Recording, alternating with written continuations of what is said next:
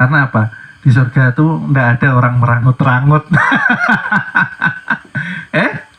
Nah, orang mudah marah, mudah tersinggung, ya. Itu ialah tanda-tanda sifat ijajilnya mulai muncul, ya. Kenapa kita merasa diri ini kok direndahkan orang, diri ini kok tidak dihargai?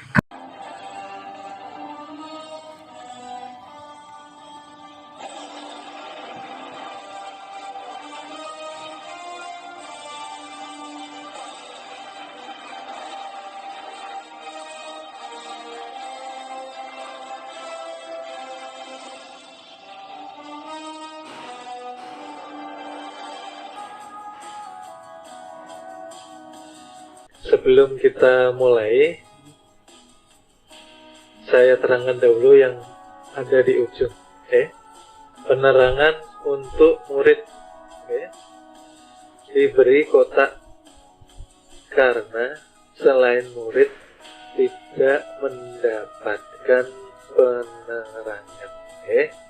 Jadi apabila kita ingin mendapatkan penerangan, haruslah kita menjadi murid dari perguruan kita.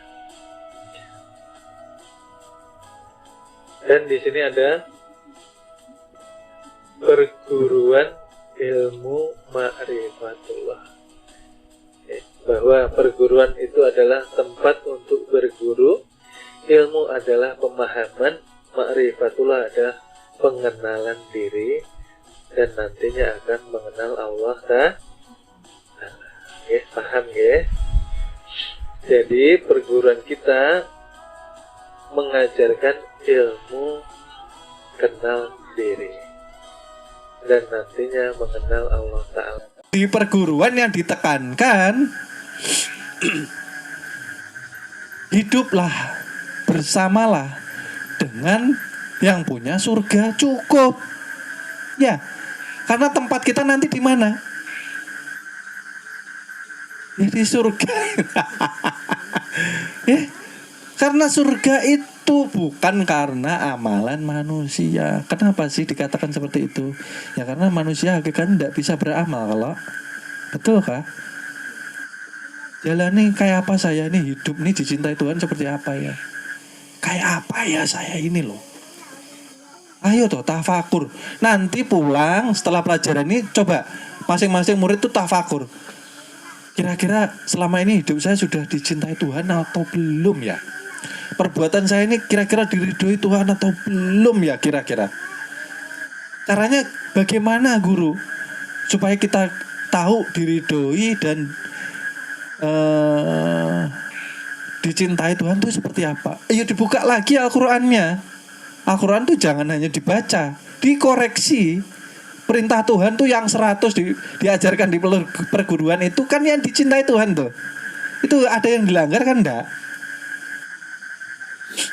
Yang dicintai Tuhan, ya, yang diridhoi Tuhan.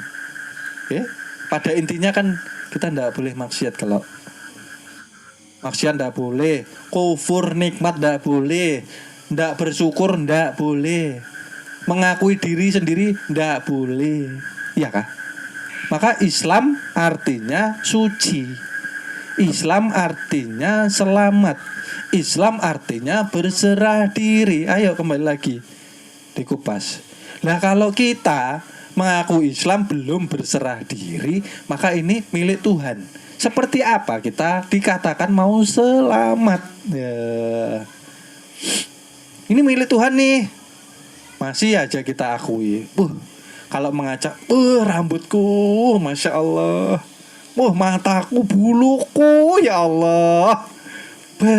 Bibirku, kata aja. Kalau ngaca itu, nah itu hati-hati tuh. Ya, hati-hati. Kalau sudah seperti itu bagian dari bahan bakar api,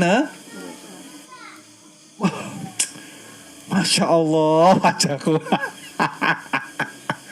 Ya saja. Biasa saja. Karena kita murid ya. Mohon maaf. Ini saya buka secara full. Karena kita perguruan menginginkan seluruh muridnya selamat dunia, selamat kita ada kan enggak? Kita enggak ada. Maka jangan diakui karena bahaya gitu loh. Ketika kita merasa ada, sudah syirik. Syirik itu dosa besar. Allah enggak suka kalau diduakan. Ya, paham ya? Artinya apa? Kalau sudah seperti ini, ketika waktunya sholat, ya sholat. Ketika waktunya zikir, ya zikir. Waktunya puasa, ya puasa. Artinya jangan berlebihan. Jangan pamrih. Pamrih itu apa? Jangan ada maunya ketika ibadah. Iya kah? Nah, nanti baca surat 1000 dinar. Iya kah? Ya. Nah, mau rezekinya lancar. Ya. Nanti sholat duha biar rezekinya lancar. Nanti kalau enggak sholat duha enggak lancar loh. Aduh ya Allah ya Rabbi. Itu dibuang-buang ya, dibuang-buang. Kalau mau sholat duha aja, enggak dilarang. Ingat, perguruan tidak pernah melarang muridnya menjalankan sholat sunnah. Ingat ya. Tapi yang dilarang perguruan ialah jangan mempunyai maksud atau keinginan tertentu ketika menjalani ibadah itu sendiri. Itu loh maksud saya. Kalau kita sholat duha tapi takut rezeki nggak lancar, itu sudah salah gitu loh. Berarti ndak ikhlas. Artinya ketika ndak ikhlas kita hitung-hitungan sama Tuhan. Aku ndak mau dong kalau mau sholat duha ndak lancar rezekiku. Hitung-hitungan, betul. Artinya ibadah itu seperti orang dagang. Artinya dia masih merasa dia yang sholat. Maka dikatakan di awal tadi, ketika kita sholat, ketika kita zikir, ketika kita puasa, ketika kita naik haji, ketika kita menjalankan apapun bentuknya ibadah, itu adalah hadiah Tuhan kepada kita, sedekah Tuhan kepada kita. Makanya kita dikatakan fakir miskin. Siapa yang bilang kaya? Siapa yang bilang punya mobil? Kaya. Siapa yang bilang punya apartemen, punya jet? Kaya. Manusia itu sendiri kalau. Maka yang ngasih siapa? Tuhan kalau. Lah kok merasa kaya itu kan aneh. Ya kah? Yang memberi siapa? Allah. Kita ini fakir. Kita tidak diberi gerak aja, dibungkus kain kafan kok. Apa sih ini? Kok salah-salah? Semua manusia tuh fakir, miskin, tidak punya apa-apa. Makanya dikatakan titipan Allah Subhanahu wa ta'ala. Kalau dikatakan titipan, jangan engkau masukkan hatimu. Kalau engkau masukkan hatimu, engkau takut kehilangan. Lupa ngunci mobil. Wah, takut hilang mobil sih. Kayak apa sih ini? Bertauhid nih nah. Semua titipan. Kalau ngerti itu titipan, ya. Anak titipan, istri titipan, suami titipan, harta kekayaan titipan, jabatan titipan, harus amanah. Kan seperti itu toh. Bukan merasa memiliki, amanah, pakai supaya Allah tuh senang gitu loh. Contohnya di dalam keluarga, kalau amanah, jaga istrimu, jangan kau kecewakan, jangan kau marahi, ya. Jangan kau khianati, istri harus dimuliakan, ya. Jangan jadikan babu. Babu itu apa? Ya? Kalau pacaran disanjung-sanjung, giliran sudah menikah jadi pembantu. Istri kepada suami juga seperti itu. Jangan menekan suami, harus punya ini mas. Tetangga kita punya mobil loh mas, ganti loh, setahun 2 kali mas. Masa kita nggak bisa? Celaka kalau seperti itu. Saling menghormati, saling menghargai. Lihatlah, setiap diri itu pancaran dari nurnya. Maka berbuatlah is the best, yang terbaik hari ini. Ketika kita bisa menghargai, menghormati suami kita, istri kita, anak-anak kita. Anak-anak pun harus dihargai, anak-anak pun harus dihormati. Ya, jangan semaunya ketika jadi orang tua merasa kita punya, akhirnya kita semau-maunya sama anak. Nggak boleh kan, itu titipan. Jadilah orang tua yang bijaksana, jadilah orang tua yang bisa memberikan suri tauladan kepada anaknya. Kalau nggak mau anakmu, nanti besarnya berontak kepada orang tua, yo jangan marah-marah di depan anak-anak. Jangan memberi contoh yang tidak baik kepada anak. Loh, orang tua itu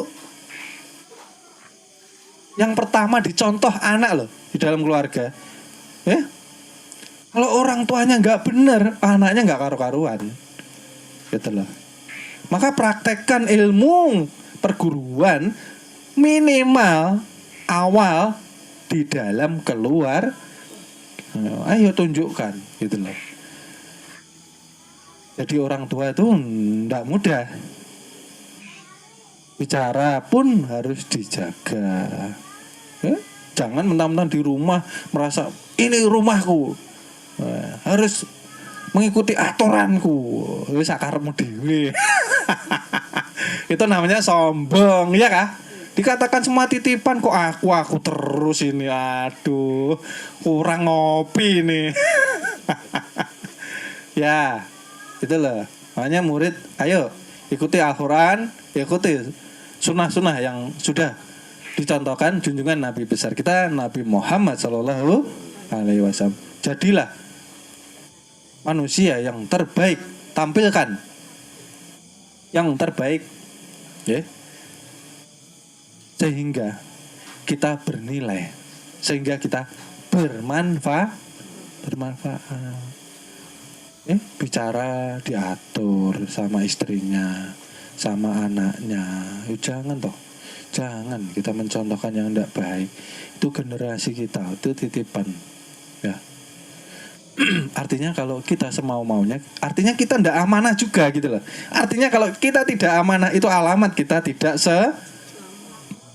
selamat. Maka dikatakan murid, garis besarnya ialah yang sami'na wa ata'na dengan pelajaran yang diajarkan di perguru. Itulah dikatakan murid. Jadi dipikir, ditapakuri sendiri-sendiri. Saya ini sudah murid atau belum? Ya, kan seperti itu. Gitu loh.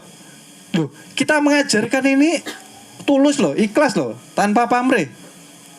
Artinya apa? Murid semua harus selamat loh. Kita tidak mencari apapun. Itu loh. Ayo, perguruan ini ngasih pemahaman, ngasih tuntunan, ya, ngasih bimbingan supaya kita tidak keluar jalur, gitu loh. Gitu. Seperti itu. Maka kalau sudah seperti itu, berhati-hatilah ketika kita hidup di dunia, ya. Kalau sudah seperti itu, enak kita sholat, ya, enak kita zikir, enak kita bersolawat, gitu loh, ya. Karena kita ibadah dengan ikhlas, sudah tahu nih ibadah, ya. Ketika sholat, atahiyat, kita tahu nih yang kita tunjuk ternyata yang menjohirkan kita, ya kah? Nur Muhammad yang meliputi kita, ya kah? Seperti itu. Jadi, ayo mari kita koreksi, ya. Kalau kita belajar sekian tahun di perguruan tidak dapat apa-apa, artinya perlu dievaluasi perjalanannya, perlu dievaluasi amalannya, perlu dievaluasi kesadarannya, ya. Ya. Kita ini sudah sadar atau belum sih? Gitulah. Sudah sadar atau belum? Kalau belum sadar maksiat terus, itu yang berbahaya loh. Berbahaya loh, ya. Kita belajar di perguruan tapi masih maksiat. Ya Allah, istighfar, kilap. Aduh, lupa ya. Nggak inget. Lah piye sing didelok sapa? Yang dilihat tuh loh siapa? Kemana engkau menghadapkan, di situ aku. Artinya semua nurku. Kenapa kamu masih bisa berbuat maksiat? Kenapa kamu masih bisa merendahkan saudara-saudaramu? Kenapa engkau masih bisa melukai hati saudara-saudaramu? Ya kan aneh seperti ini. Ya kah? Ya. Jadi cari ridhonya Allah Subhanahu wa ta'ala itu esakan dirimu. Cara mengesahkan bagaimana, guru? Ya, jangan mengikuti nafsumu, ikutilah Tuhanmu. Ya, aku itu nah yang perlu dihilangkan. Kan sederhana tuh di perguruan. Percuma loh. Mulai belajar dari syariat ke torekoh, menata hati, ya, supaya mengetahui hakikat kehidupan, hakikat jati diri yang mengantarkan nanti ke ma'rifatullah, pengenalan diri untuk menuju kepada Allah. Mohon maaf, akan kami lanjut ke episode berikutnya. Terima kasih.